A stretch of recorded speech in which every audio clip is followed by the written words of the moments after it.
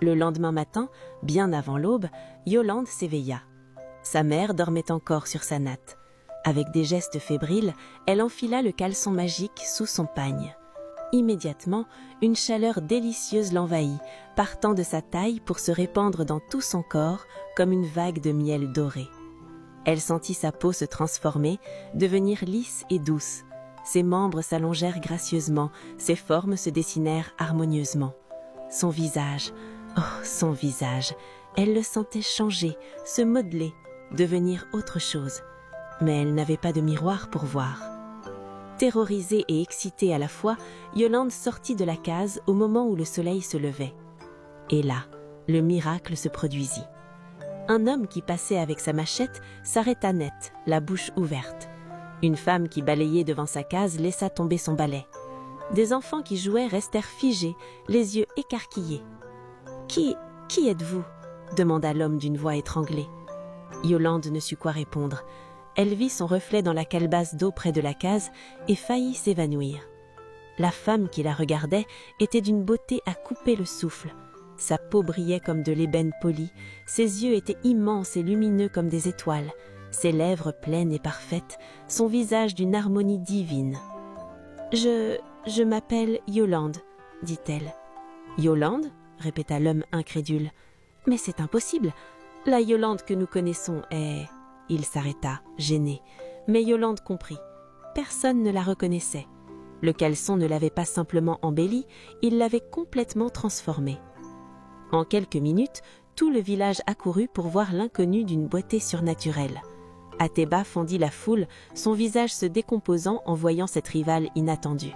« D'où venez-vous » demanda-t-elle d'un ton sec. « Je n'ai jamais vu personne comme vous dans notre région. »« Je viens d'un village lointain.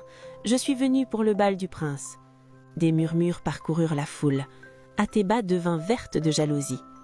Même Ananga, la mère de Yolande, sortit de sa case pour voir ce qui causait tant d'agitation. Quand elle posa les yeux sur sa fille transformée, elle ne la reconnut absolument pas. Elle la regardait avec le même émerveillement que les autres, sans aucune lueur de reconnaissance dans le regard. Yolande sentit son cœur se serrer. Sa propre mère ne la reconnaissait pas. Était-ce une bénédiction ou une malédiction? Seul Brice, le forgeron, resta en retrait, observant la scène avec un froncement de sourcils.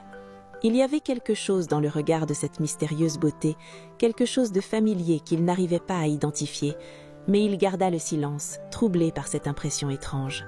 « Vous devez venir chez moi » insista une matrone du village. « Vous ne pouvez pas rester dehors comme ça. »« Non, chez moi » réenchérit une autre. Yolande, dépassée par les événements, accepta finalement l'hospitalité d'une famille.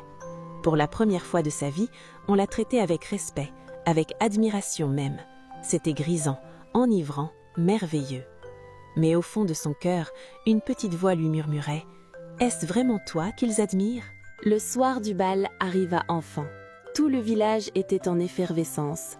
Les jeunes filles s'étaient parées de leurs plus beaux atours, portant des pagnes aux couleurs éclatantes, des colliers de perles et des bracelets qui tintaient à chaque mouvement.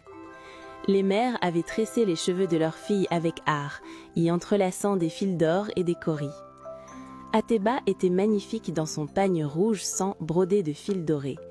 Elle s'était enduit le corps d'huile de palme parfumée et portait au cou le collier de sa grand-mère, symbole de noblesse dans leur famille. Elle était certaine de sa victoire, jusqu'à ce qu'elle vit Yolande.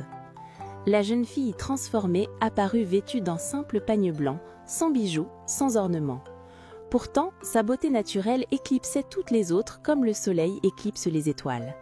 Sa peau rayonnait d'une lumière intérieure, ses cheveux naturels tombaient en boucles parfaites sur ses épaules et ses yeux brillaient d'un éclat que nul artifice ne pouvait reproduire.